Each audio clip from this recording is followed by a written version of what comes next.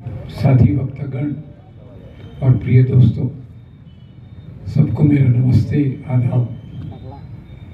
पहले तो मैं आपको मुबारकबाद देता हूं कि वक्फ बिल के खिलाफ, जो वक्फ बिल सरकार ने बनाया है उसके खिलाफ इतनी मजबूती से हम खड़े हैं।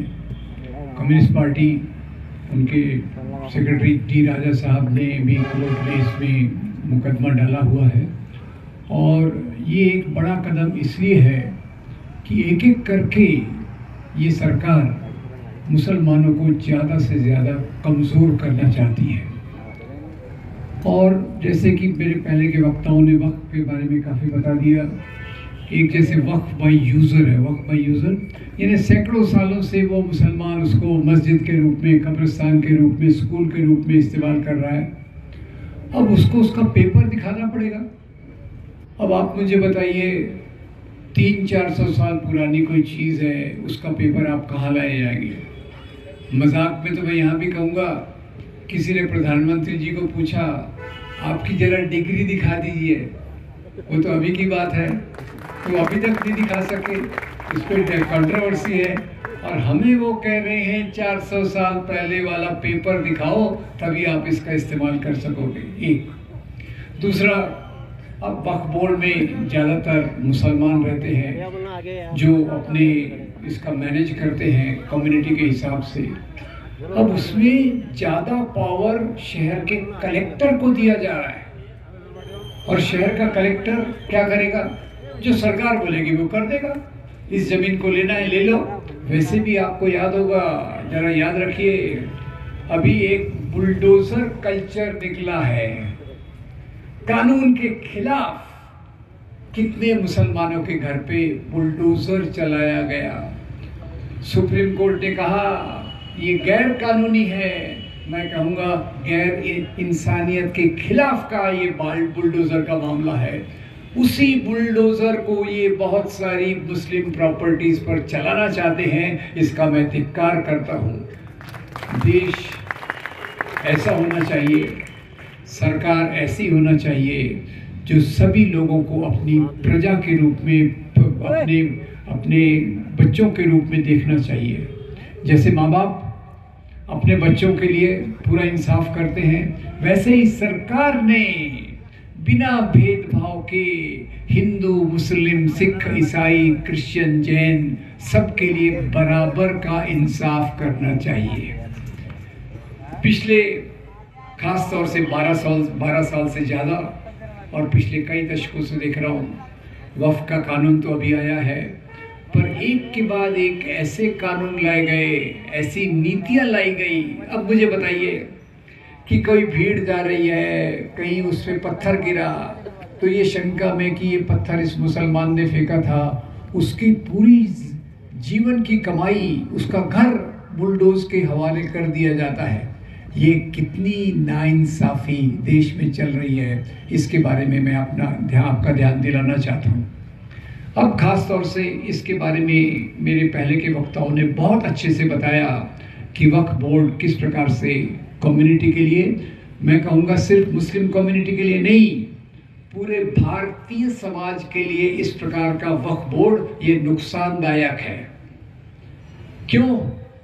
आज एक समाज की उन्होंने उंगली की, उसका नुकसान किया, बाकी लोग चुप रह गए तो उनका भी नंबर आएगा। ये एक जर्मनी में, आपको मैं याद दिला दूं, ये बात सबको पता भी होगी कि जर्मनी में हिटलर नाम का एक भयंकर तानाशाह था, फाशीवादी था। उसने यही किया, पहले कम्युनिस्टों को मरवाया। क्यों भाई? कम्युनिस्ट मजदूरों के अधिकार की मांग कर रहे थे, तो एक रात को उसने नाइट ऑफ लॉन्ग नाइट्स में कम्युनिस्टों को मरवाया, बाकी लोग चुप रहे। फिर धीरे धीरे ट्रेड यूनियनिस्टों को मरवाया, क्योंकि ट्रेड यूनियनिस्ट मजदूरों के अधिकार की मांग कर रहे थे, उनको भी साफ किया। और उसके बाद लाखों लाखों यहूदियों का कत्लेआम गैस चेंबर में और गैस के बाहर रखा। तो मैं केवल मुसलमानों से नहीं, सभी धर्म के लोगों से अपील करना चाहता हूँ कि कहीं भी नाइंसाफ़ी हो रही है तो उसका विरोध कीजिए। उसका विरोध आप नहीं करेंगे तो कल भी नंबर आएगा, आपके साथ खड़े होने वाला भी कोई नहीं रहेगा। अब वक्फ बोर्ड का एक मामला है, एक दूसरी मुझे शिकायत भी है इस मीटिंग से। उस प्यारी बच्ची ने तो बहुत अच्छा गाना गाया, मैं आपको याद दिलाना चाहता हूँ शाहीन बाग का। नागरिकता का सवाल, मुसलमानों की नागरिकता कैसे छीनी जाए, उसके लिए फिर से मुझे याद आता है जर्मनी में कंसंट्रेशन कैंप बनाए गए थे। जो लोग माइनॉरिटीज में हैं, अपना बाकी सिद्ध नहीं कर सकते, कंसंट्रेशन कैंप में डाल दो। CAA NRC का यही मामला था कि बाकी सब ठीक है, पर जिन मुसलमानों के पास पेपर नहीं है। और आप बताइए मुझे, आसाम में, भारत में गरीब लोग अपने झोपड़ी को नहीं बचा सकते, बारिश आई, आंधी आए, घर का सामान उड़ जाता है, वो पेपर कहाँ से संभाल के रखेंगे। तो कहा गया कि जिनके पास भी पेपर्स नहीं है उनकी नागरिकता रद्द कर दी जाएगी। मजे की बात यह है दोस्तों, आसाम में ये पूरा किया गया। आसाम में बिना पेपर वाले, जरा याद रखिएगा, बिना पेपर्स वाले 20 लाख लोग निकले। अब मजे की बात इसमें आती है, ये 20 लाख लोगों में 12 लाख हिंदू थे, 8 लाख मुसलमान थे। क्या किया जाए? तो खैर हिंदुओं को तो वापस ले लेंगे, उसके लिए दूसरा कानून ले आएंगे और मुसलमानों को बाहर के बाहर रखेंगे, ये उनकी योजना थी। पर मैं लाख सलाम करता हूँ उन मुसलमान खवातीन की, मुसलमान महिलाओं की, जिन्होंने शाहीन बाग करके एक के बाद एक शाहीन बाग करके इनको निरुत्तर कर दिया। जहाँ मैं शाहीन बाग की तारीफ में मुसलमान खवातीन को सलाम कर रहा हूँ, वहीं आपसे एक शिकायत भी कर रहा हूँ। इस मीटिंग में खवातीन कहाँ हैं? अगर नहीं है तो क्यों नहीं है? क्या हम मोहम्मद साहब की उस बात को याद नहीं करते? इस्लाम वो दुनिया का पहला धर्म था जिसने औरतों को भी बराबरी का दर्जा दिया था। आज हम कहाँ खड़े हैं? हमारी एक प्यारी बच्ची आके बहुत अच्छा गीत सुनाती है, और बाकी खवातीन कहाँ हैं? इसके बारे में मैं सवाल और शिकायत आपके दिमाग में डाल रहा हूँ, बुरा मत मानिएगा। अब सवाल आता है कि आज देश में चल क्या रहा है? देश में चल क्या रहा है? अच्छे दिन आ गए। अच्छे दिन क्या होते भाई? अच्छे दिन वो होते हैं जिसमें महंगाई बढ़ जाती है, गरीबी बढ़ जाती है, बेरोजगारी बढ़ जाती है। और वो पहले वाले बुरे दिन थे जब लोगों की सुनवाई होती थी, हिंदू है मुसलमान है सबकी सुनवाई थोड़ी बहुत हो रही है। कम्युनिस्ट पार्टी, मजदूर आंदोलन अपना संघर्ष कर रहे, खवातीन अपना संघर्ष कर रहे कि हमें सुरक्षा दो, सिक्योरिटी दो, हमारे ऊपर जो अत्याचार होता है उस पर बंद करो। आज उसके पूरा उलट हो रहा है। अभी मैं आ रहा था तो रास्ते में प्रोफेसर साहब मुझे बता रहे थे कि पहले जो अमीर और गरीब के बीच में भेद था, अमीर और गरीब के बीच में जो पहले दूरी थी, वो आज पहले से बढ़ती जा रही है। अमीर ज्यादा से ज्यादा अमीर हो रहा है, गरीब ज्यादा से ज्यादा गरीब हो रही है। महात्मा गांधी को याद करता हूँ। महात्मा गांधी ने कहा था, जब आप नीतियां बनाते हो, सामाजिक नीतियां बनाते हो, पॉलिसी बनाते हो, तो ऐसी पॉलिसी बनाओ जिसमें कतार लाइन के आखिरी व्यक्ति का, यानी गरीब से गरीब, दुखी से दुखी, पीड़ित से पीड़ित व्यक्ति के हितों का ख्याल रखा जाए। आज क्या हो रहा है कि हमारे प्रधानमंत्री जी हैं, उनकी छाती की साइज तो सबको पता है, कितनी बार कही है कि सबको पता है। उनके आसपास के जो 2-4 लोग हैं, वही वो सब पूरा जो मलाई है उन्हीं के बीच में उन उद्योगपतियों को डाली जा रही है। और जो मजदूरों के अधिकार थे, स्त्रियों की सुरक्षा थी, गरीबों के लिए जो एक सिक्योरिटी थी, उस सबको खत्म किया जा रहा है। और इसके पीछे तुर्रा ये कि हम एक ऐसी सरकार ला रहे हैं जो हिंदू धर्म के नाम पे चले। दोस्तों, मैं मजहब की बहुत इज्जत करता हूँ, वो हिंदू धर्म हो, इस्लाम हो, क्रिश्चियनिटी हो, सभी धर्मों के अंदर जो इंसानियत के मूल्य हैं उनको मैं बहुत इज्जत करता हूँ, क्योंकि इन धर्मों में केवल एक ही बात है, वो है इंसानियत से मोहब्बत। मेरे लिए मजहब इंसानियत का दूसरा नाम है। और अपने महाराष्ट्र में तो साने गुरुजी हो गए हैं। आपके स्कूलों में प्रार्थना भी सुनी होगी आपने, क्या थी वो? खरा तो जगाला। और मैं इसी परिभाषा पे चलता हूँ कि धर्म के अंदर जो इंसानियत से मोहब्बत करने का पैगाम है वो असली धर्म है। और यही बात हिंदू धर्म के अंदर महात्मा गांधी जो एक महान हिंदू थे, उन्होंने अपने जीवन में इस बात को करके दिखाया। हिंदू बने रहे, अच्छे से अच्छा हिंदू थे, पर सभी देश के लोग, हिंदू मुसलमान हो, क्रिश्चियन हो, पारसी हो, जैन हो, सभी उनको अपना मानते थे। ये गांधी हमारा है, ये गांधी हमारा है। क्यों?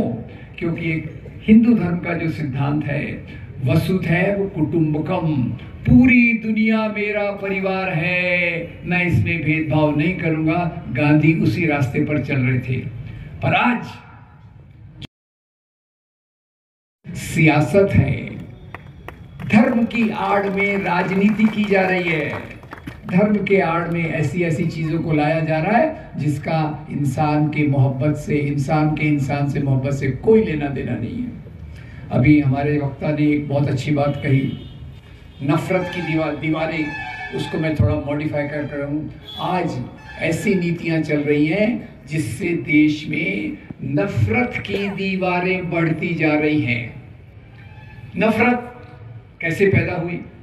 और दूसरी बात, जरा आप मेरी बात का जवाब दीजिए, उसके बाद मैं फिर से नफरत पे आऊंगा।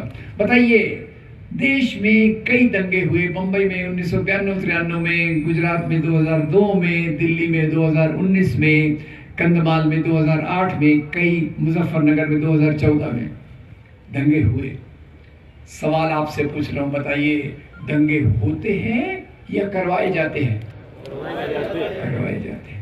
कौन दंगे करवाएगा?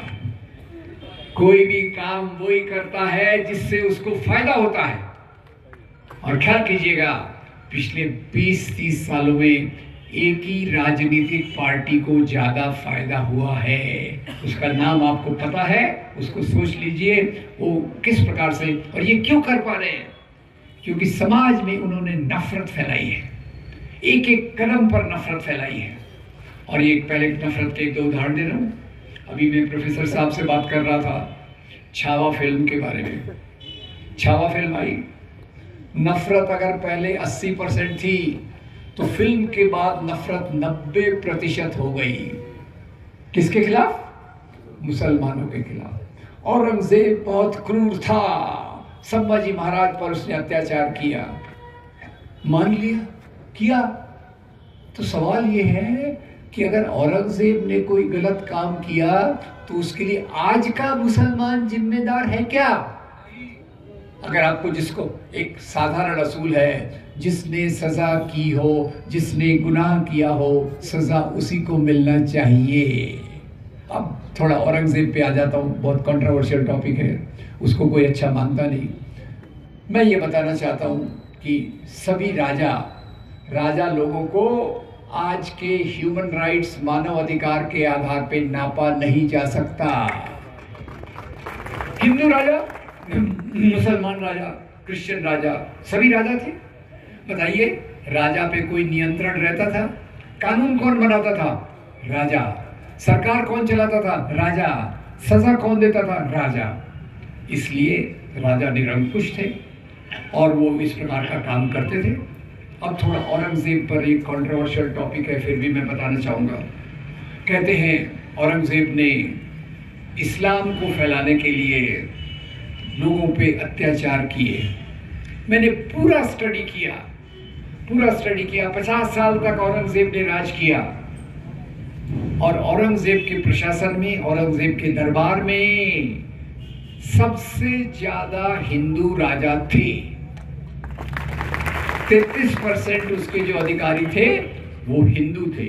राजा जय सिंह, जसवंत सिंह, रघुनाथ बहादुर, ये सब उनके बड़े थे। ठीक है। एक फिर दूसरी बात यह है कि उसने कई लोगों को, कई राजाओं को, कई लोगों को जो उससे हारे थे, जो युद्ध में उससे हारे थे, उस पर उन्होंने लगाया कि तुम अभी अगर इस्लाम स्वीकार कर लो तो मैं तुमको माफ कर दूंगा।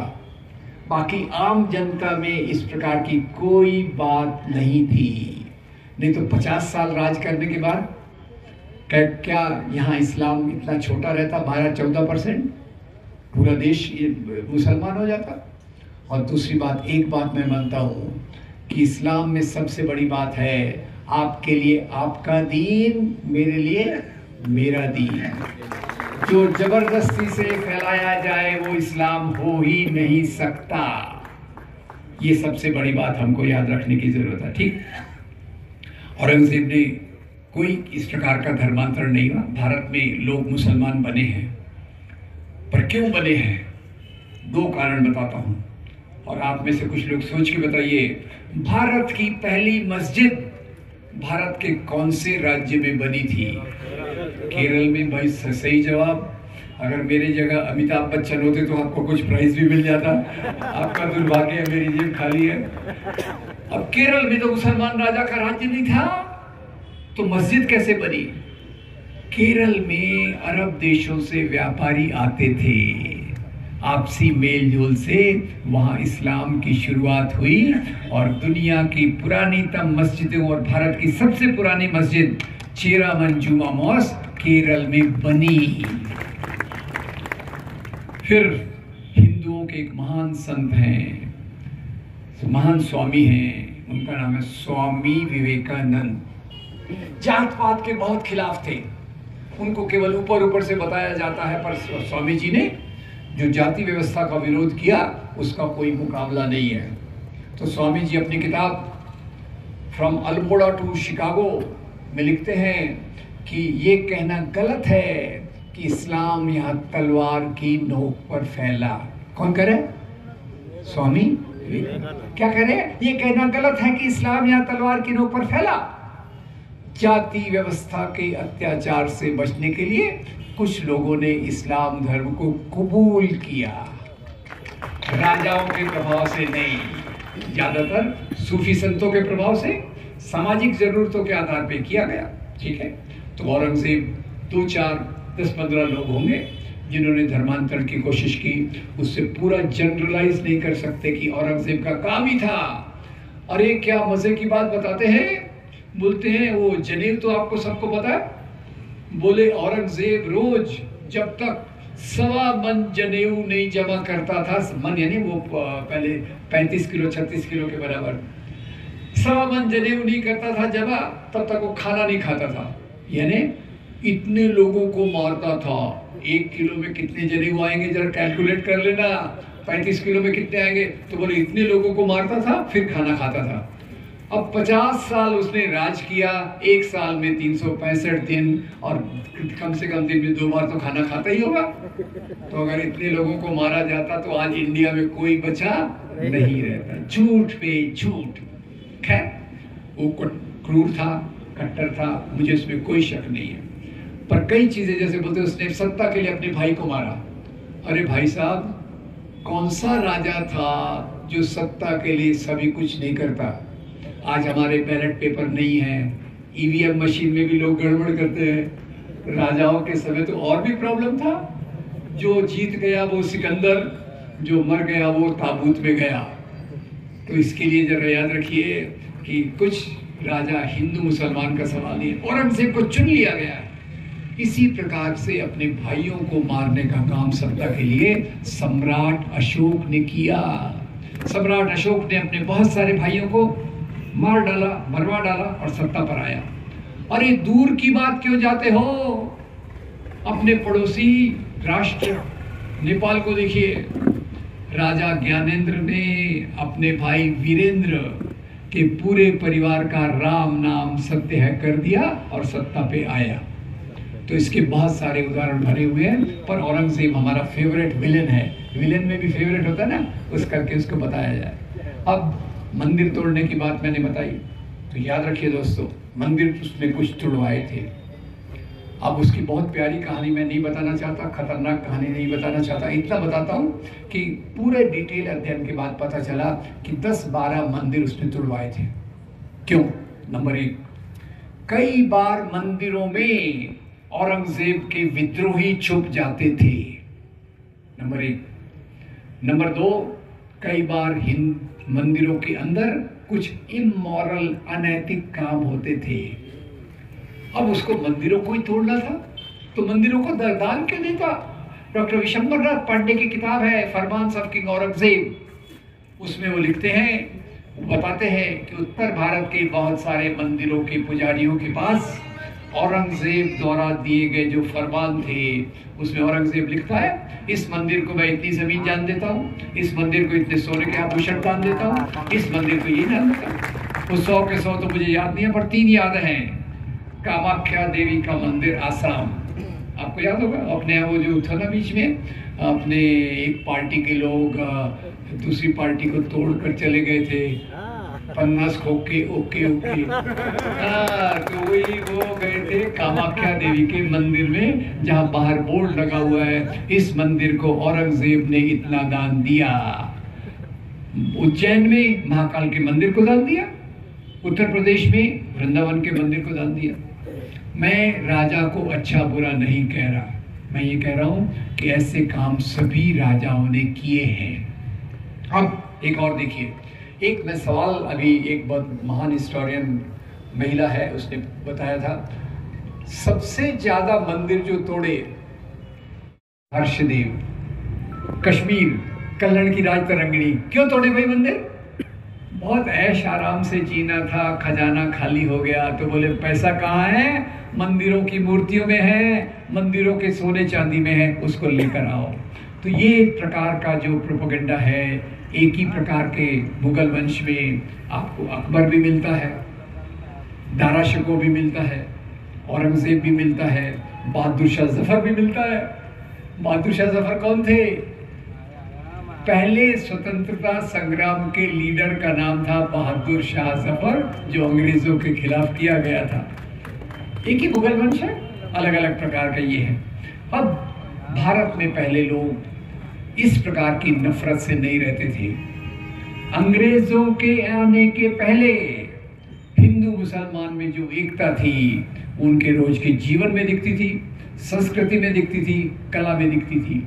उसका बहुत सारा प्रभाव अभी भी हमारे फिल्मों में 1970 तक दिख रहा था। तो फिल्मों के उदाहरण से मैं बताता हूँ, खैर मेरी उम्र के लोग यहाँ शायद कम होंगे, पर मैं आपको एक प्यारे भजन की बात बताता हूँ। एक प्यारा भजन है फिल्म बैजू बावरा का, मन तड़पत हरि दर्शन को आज। लिखने वाले का नाम शकील बदायूनी, म्यूजिक देने वाले का नाम नौशाद अली और गाने वाले का नाम मोहम्मद रफी। ये है मेरा इंडिया। बहुत उदाहरण दे सकता हूँ। अब दूसरा देखिए, अभी अभी एक बहुत बड़ा सीरियल आया था महाभारत। महाभारत हफ्ते हफ्ते में सवेरे आता था, लोग बैठ जाते थे, सड़क पे कर्फ्यू लग जाता था। पता चला कि इस फिल्म के जो इस सीरीज का जो स्क्रिप्ट लिखा था, जरा ख्याल कीजिएगा, उनका नाम था राही मासूम रजा। उदाहरणों से मैं आपको भर दूंगा। तीसरी बात देखिए, भारत की इतनी महान परंपरा में एक तरफ कबीर, तुकाराम, नामदेव, नरसिंह मेहता जैसे संत हो गए हैं। सवाल का जवाब दीजिए, संत कबीर को मानने वाले केवल हिंदू थे या हिंदू मुसलमान दोनों थे? दोनों थे। सूफी संत की दरगाह पे पहले बताया केवल मुसलमान जाते थे या हिंदू मुसलमान दोनों जाते थे? अभी वक्फ का मामला आया तो सूफी संत की दरगाहें भी खतरे में आ जाएंगी। तब इसमें मामला आया कि 1800 अंग्रेज आने लगे, 1750 के आसपास से अंग्रेज आने लगे और उन्होंने जब यहाँ अपना अत्याचार चालू किया। और दूसरी बात याद रखिए, जितने भी मुगल राजाओं ने यहाँ शासन किया, सवाल कीजिए, क्या वो यहाँ की संपत्ति बाहर ले गए? Yes, no? नहीं। और ब्रिटिश क्यों आए यहाँ? अंग्रेज क्यों आए? हमारी संपत्ति को लूटने के लिए। और हमारी संपत्ति को लूटने के लिए जब उन्होंने लोगों पे अत्याचार किया तो उनके खिलाफ पानी चाहिए था, उनके खिलाफ एक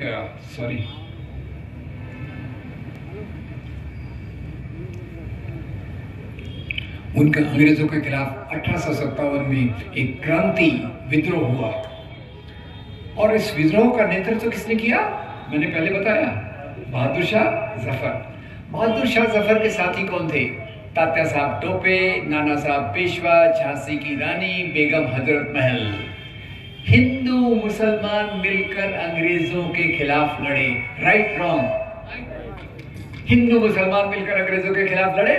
अंग्रेजों ने कहा हिंदू मुसलमानों की ये एकता रही तो हमारा राज करना मुश्किल हो जाएगा, तो कौन सी नीति लगाई जाए? फूट डालो और राज करो। फूट डालो और राज करो के चलते उन्होंने हिंदू मुसलमानों के बीच में झगड़े लगाने की शुरुआत की। और ये झगड़े उन्होंने लगाए इतिहास का उपयोग करके। महान हिंदू राजा और खराब मुसलमान राजा, ये एक प्रकार से आया। और इसी को लेकर आग एक तरफ चली मुस्लिम लीग, जिसने ये प्रोपेगेंडा किया, जिसमें आप लोग कई मानते होंगे अरे हम मुसलमान तो बहुत महान थे, हम शासक थे। जरा सोचिएगा, क्या सभी मुसलमान शासक थे क्या? एक गरीब किसान जो मुसलमान है, एक गरीब दस्तकार जो मुसलमान है, क्या वो राजा था? अरे भैया, राजा हिंदू हो या मुसलमान हो, वो अपना टैक्स वसूलना नहीं छोड़ता। मैंने ऐसा कभी नहीं सुना कि कोई मुसलमान राजा है, वो मुसलमान राजा डिक्लेयर कर रहा है सब मुसलमानों का लगान माफ। कभी नहीं होगा।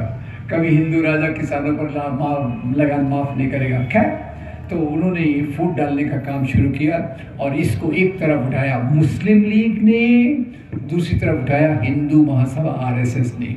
और इन्होंने ये प्रोपेगेंडा जो किया, अब बाकी चीज़ों को छोड़कर सीधा मैं आरएसएस पे आता हूँ, जिसके बारे में बाहिदी सर बोल रहे थे।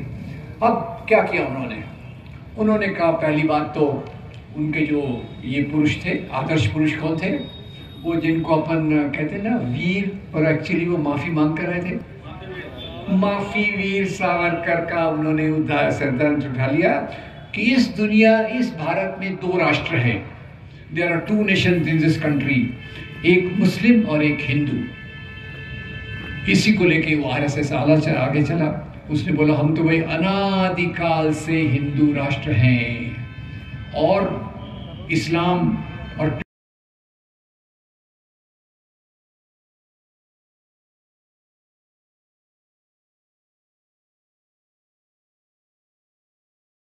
करीब 1300-1400 साल से है। ईसाई धर्म 1500 साल से है।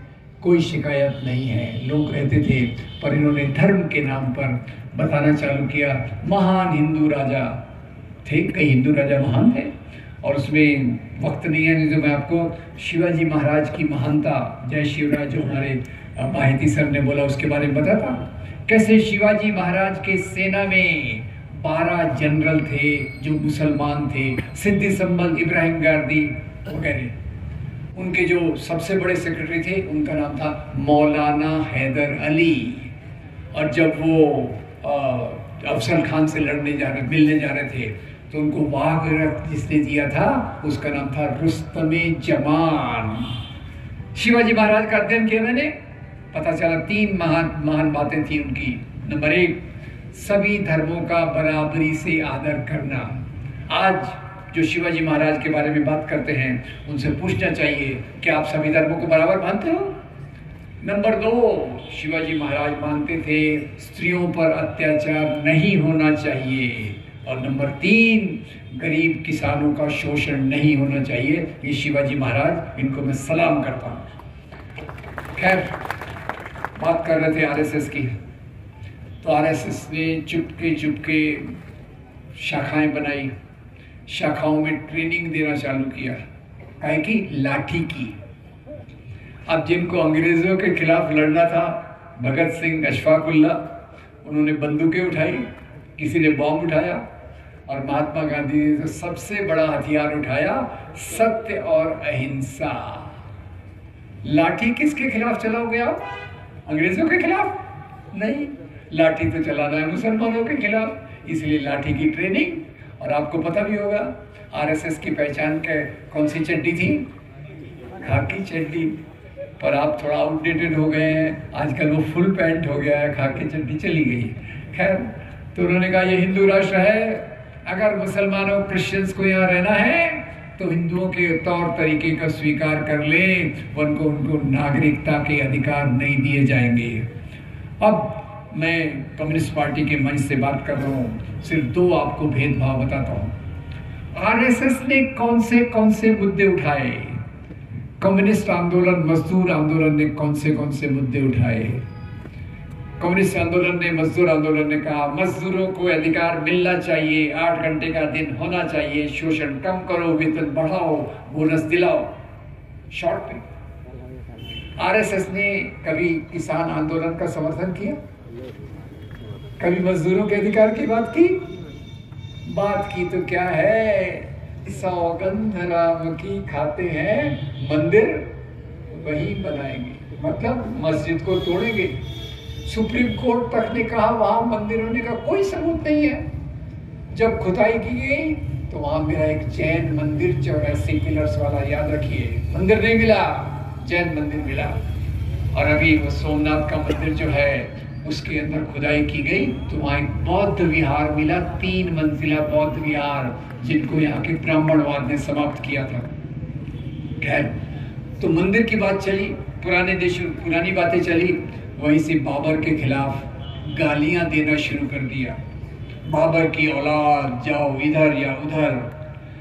और बाबर का, मैं एक बार दिल्ली में नेशनल म्यूजियम में गया था, वहां के म्यूजियम में मैंने देखा एक दीवार पर बाबर की वसीयत लगी हुई है। बाबर, जिसको यहाँ लोग गाली में देते हैं, क्या कहता है बाबर? बाबर कहता है, बेटा हुमायूं, अल्लाह का शुक्र करो कि इतनी अच्छी धरती पर राज्य करने का मौका उसने हमको दिया है। पर बेटा याद रखना, यहाँ के ज्यादा लोग हिंदू हैं, हिंदू लोग मंदिरों में पूजा करते हैं, गाय की पूजा करते हैं, तुम्हारे राज्य में गाय नहीं कटनी चाहिए और मंदिरों का ये नहीं होना चाहिए। तो खैर, इन्होंने पर बाबर के नाम पे नफरत फैलाई और ये सब चीजें वो चलते गए। उसके बाद मुद्दा कौन सा आया? उसके बाद मुद्दा एक बड़ा मजेदार आया, गऊ हमारी माता है।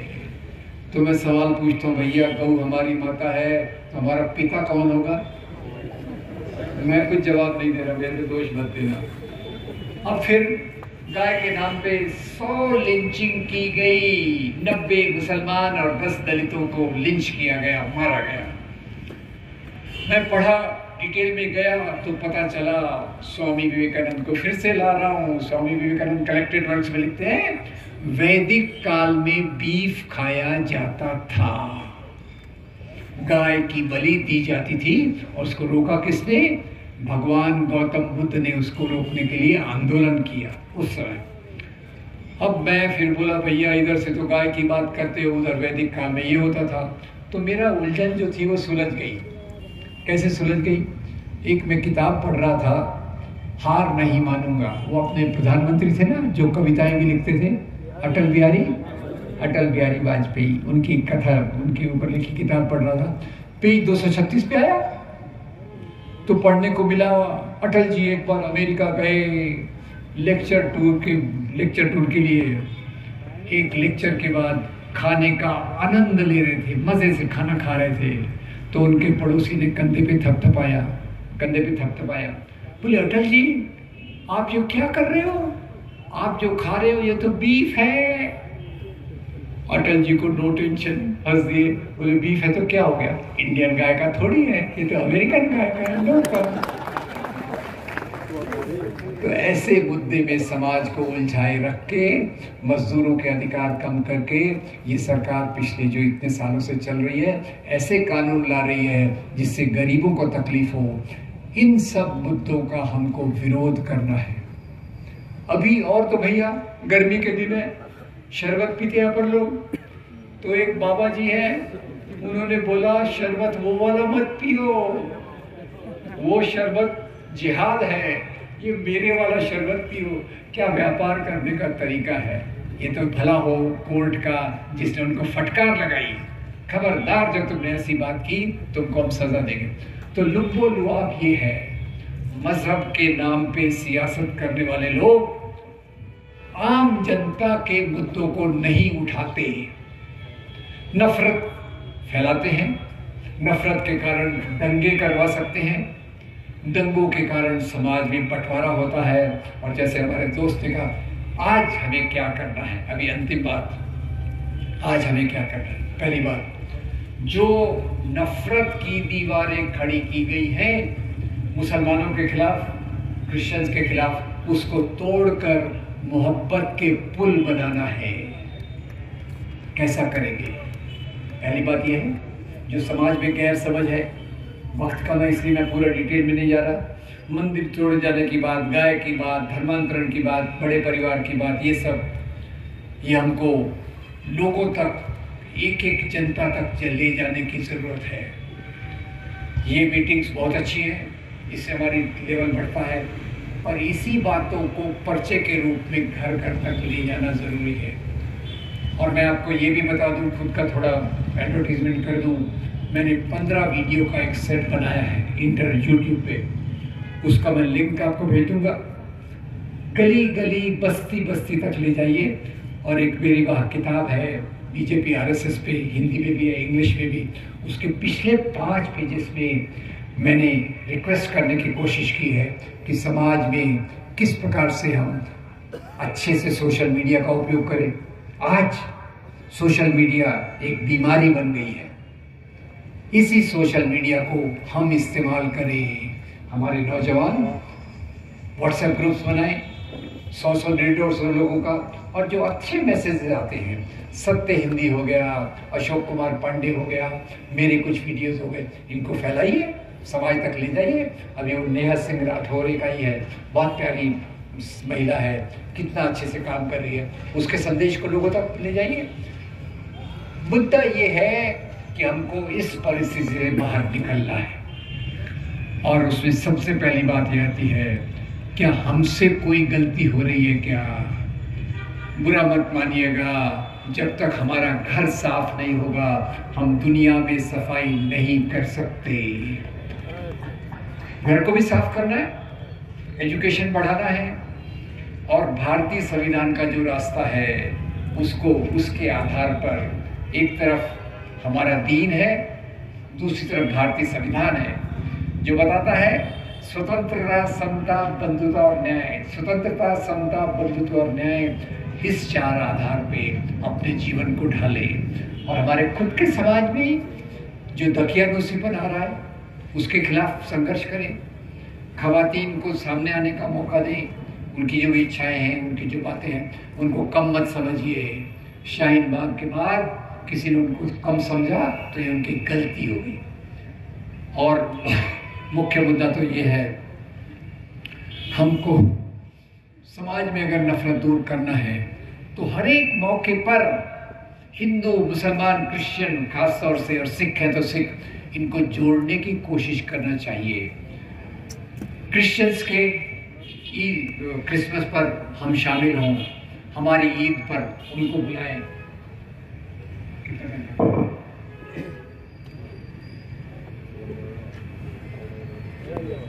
26 जनवरी, भगत सिंह जयंती, गांधी जयंती, अंबेडकर जयंती, ये 5 मुख्य फेस्टिवल होना चाहिए, उसमें जोड़ दीजिए। मौलाना अबुल कलाम आज़ाद जयंती, ये सब जोड़कर लोगों को साथ में लाने की ज़रूरत है। और एक आज हम सब प्रण लेंगे कि जो भी मजहब के नाम पे नफरत फैलाते हैं, जो भी मजहब के नाम पे नफरत फैलाते हैं, उस राजनीति को हम सपोर्ट नहीं करेंगे। हम उसी राजनीति को सपोर्ट करेंगे जो रास्ता महात्मा गांधी, मौलाना अबुल कलाम आज़ाद, सुभाष चंद्र बोस, सरदार पटेल और जवाहरलाल नेहरू ने दिखाया था। वही हमारे भविष्य का रास्ता होना चाहिए।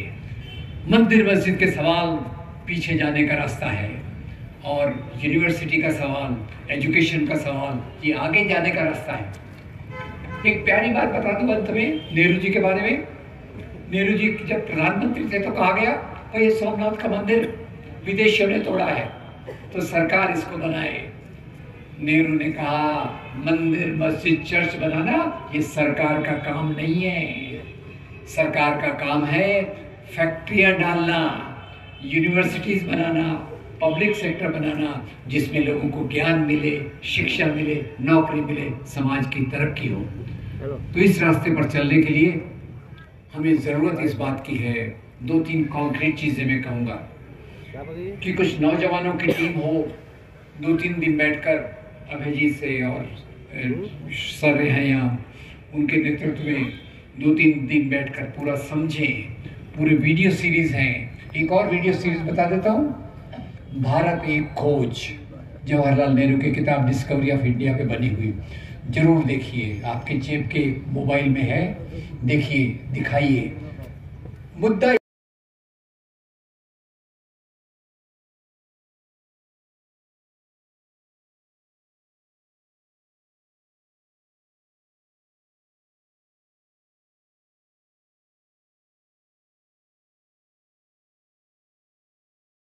आप लोग भी शामिल हैं। संविधान क्या है? संविधान का मतलब एक अल्पसंख्यक के लिए क्या है, एक हिंदू के लिए क्या है, एक महिला के लिए क्या है, वो मतलब ले जाकर घर घर हम बताएं। और घर घर आखिर में तो मैं यही कहूँगा कि मोहब्बत के दीप जलाना, किसी भी कोई भी हालत हो, कोई भी हमसे कितनी भी नफरत करे, उस नफरत का जवाब केवल एक है, मोहब्बत, मोहब्बत और मोहब्बत, जो आगे जाने का रास्ता है। तो मैं उम्मीद करता हूँ कि हम नौजवानों को ट्रेन करेंगे। नंबर 2, घर घर तक ये संदेश कैसे जाए इसकी बात देखें और कम्युनिटी सेंटर बनाएं। कम्युनिटी सेंटर महीने में एक बार